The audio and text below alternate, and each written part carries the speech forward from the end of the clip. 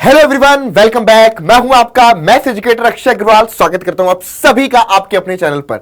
तो बच्चों, आज मैं एक बहुत इंपॉर्टेंट वीडियो लेकर के आया हूं और इस वीडियो को देखने के बाद आपकी किसी भी चीज को पढ़ने की जो स्पीड है वो काफी ज्यादा इंक्रीज हो जाएगी।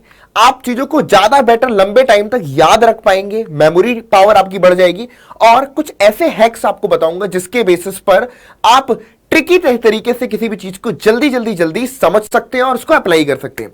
तो ये वीडियो बहुत इंपॉर्टेंट है और इस बारे में आपको स्कूल्स में या कहीं पर भी कोई नहीं बताता, टीचर्स भी जल्दी इसको शेयर नहीं करते हैं, लेकिन ये वीडियो आपके लिए बहुत ज्यादा इंपॉर्टेंट है। तो पूरी वीडियो में बने रहिएगा। अगर वीडियो पसंद आती है तो वीडियो को लाइक और चैनल को सब्सक्राइब करना बिल्कुल भी ना भूलें।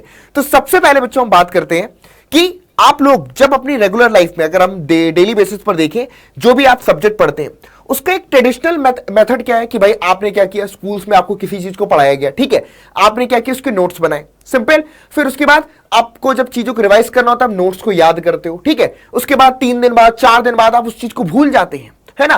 फिर आप क्या करते हो, फिर से रिवाइज करते हो, फिर कुछ दिन बाद वो चीज भूल जाती है, एग्जाम में जाते हो, लिखने बैठते हो और एकदम से दिमाग से निकल जाता है। तो ये सारी प्रॉब्लम्स हम सब अपनी स्टूडेंट लाइफ में फेस करते हैं। मैंने भी करी थी और आपने भी करी थी। क्या हम इन सभी प्रॉब्लम्स का एक ऐसे सॉल्यूशन निकाल सकते हैं जिससे हम चीजों को लंबे समय तक याद भी रख पाए और हमसे मतलब मार्क्स भी हमारे, यानी कि डी ग्रेड से A grade, A plus grade भी ला सकते हैं, यानी कि इससे आपके मार्क्स में भी काफी ज्यादा इंप्रूवमेंट देखने को मिलेगा। तो सबसे पहले सीक्रेट नंबर 1 जो आपको बताने वाला हूं उसको बहुत ध्यान से समझना है, बहुत इंपॉर्टेंट है। Number 1, the power of visualization. Visualization power की अगर मैं बात करूं एक सिंपल तरीके से, जैसे कि फॉर एग्जाम्पल आपको सोशल साइंस में पानीपत की लड़ाई याद करनी है, ठीक है, पानीपत की लड़ाई के बारे में याद करना है। अब आप एक जो ट्रेडिशनल मेथड है वो क्या बोलता है कि आपने भाई स्कूल में आपको लिखवाया गया है, नोट्स बनवाए गए, आपने क्या किया, उसको नॉर्मल याद कर लिया हाथ रख करके कि भाई पानीपत की लड़ाई यहां पे हुई थी, यहां पे हुई थी, यहां पे हुई थी। लेकिन क्या हो रहा है, कुछ टाइम बाद आप उसको भूल जा रहे हैं।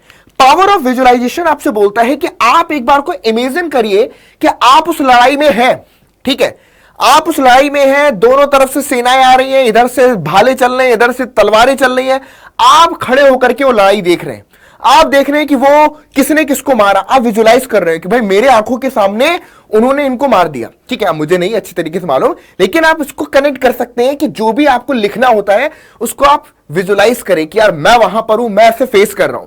तो इससे क्या होगा, आपको वो चीज बड़ी इंटरेस्टिंग लगेगी और एक स्टोरी के फॉर्म पर, एक स्टोरी के मैनर में वो चीज आपको बहुत ही बढ़िया तरीके से याद हो जाएगी। तो पावर ऑफ विजुअलाइजेशन का इस्तेमाल आप लॉन्ग आंसर्स को याद करने में, या कोई किसी भी एसएसटी का कोई लॉन्ग आंसर याद करना है, कुछ भी याद करना है ना, इससे आप कनेक्ट कर सकते हैं। इंग्लिश में जैसे कि एक भोली वाला चैप्टर है ना, या फिर बहुत अलग अलग जो भी इंग्लिश में कोई चैप्टर पढ़ना है जिसमें स्टोरी है, तो अगर आपको उसको आपस में कनेक्ट करना है तो आप विजुलाइज कर सकते हैं कि उस स्टोरी में आप खुद हैं, और इससे क्या होगा कि आप फील कर पाएंगे उस प्रॉब्लम को, सिचुएशन को, और बेटर तरीके से याद रख पाएंगे।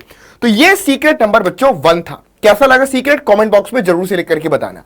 अब हम बढ़ते हैं सीक्रेट नंबर 2 की ओर, use of acronyms and mnemonics. Acronyms और निमोनिक मींस क्या होता है बच्चों, जैसे कि इसको एग्जांपल से हम समझेंगे, ठीक है।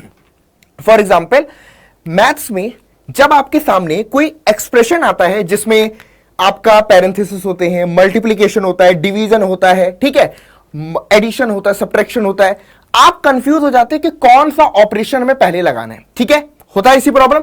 क्या हुआ कि अब वहां पर आप इस तरीके से, ऐसे कोड होते हैं ना कि कुछ बच्चे इसको बॉड मास भी बोलते हैं, कुछ इसको पेमदास भी बोलते हैं, कि पहले हमें पैरेंथेसिस को सॉल्व करना है, फिर एक्सपोनेंट को सॉल्व करना है, उसके बाद मल्टीप्लिकेशन करना है, फिर डिवीजन करना है, उसके बाद एडिशन करना है और लास्ट में सब्ट्रैक्शन करना है।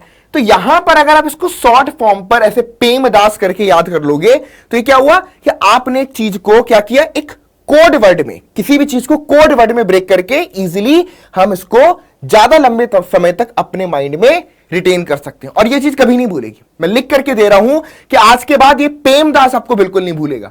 याद करो कि पेमदास यानी कि पहले पैरेंथेसिस, उसके बाद ई से एक्सपोनेंट, एम से मल्टीप्लिकेशन, फिर ए से एडिशन, फिर आपके पास सब्ट्रैक्शन, ये आप अप्लाई कर सकते हो। इसी तरीके से जैसे कि आपको मालूम है कि जो रेनबो होता है उसमें 7 कलर्स होते हैं, कौन कौन से, violet, indigo, blue, green, yellow, orange and red. इसको शॉर्टकट में याद करने का तरीका क्या होगा, जैसे बच्चों विबग्योर, ठीक है। अब आप विबग्योर को अगर दिमाग में रखोगे कि विबग्योर, अब तुरंत V for violet, I for indigo, B for blue, इस तरीके से इजीली आप इन चीजों को दिमाग में रिटेन कर पाएंगे। ये चीज है, इसको हम क्या बोलते हैं बच्चों, निमोनिक्स बोलते हैं। ठीक है, यानी कि आपने उसको एक पिक्चर फॉर्म दे दिया, एक शॉर्टकट फॉर्म दे दिया और फटाफट से उसको दिमाग में रिकॉल कर लिया। थर्ड टेक्निक है बच्चों द पोमोडोरो टेक्निक्स। ये टेक्निक बहुत ज्यादा इफेक्टिव है।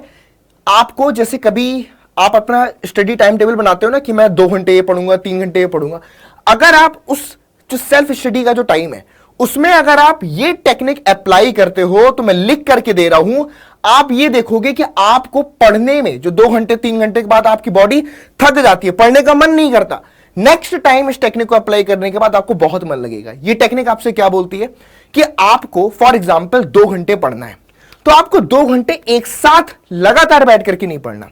आपको सबसे पहले तो डिसाइड कर लेना है कि यार मुझे इन 2 घंटों में क्या पढ़ना है। ठीक है, आपने डिसाइड किया कि फॉर एग्जांपल मुझे मैथ्स का ये कोई पर्टिकुलर चैप्टर है, इसको सॉल्व करना है। ठीक है, तो सबसे पहले आपको 25 मिनट का एक अलार्म लगाना है। क्या करना है, 25 मिनट का, और 25 मिनट तक सारे मोबाइल फोन सबको छोड़ देना है, हट जाना है और सिर्फ उसे 25 मिनट तक पढ़ना है।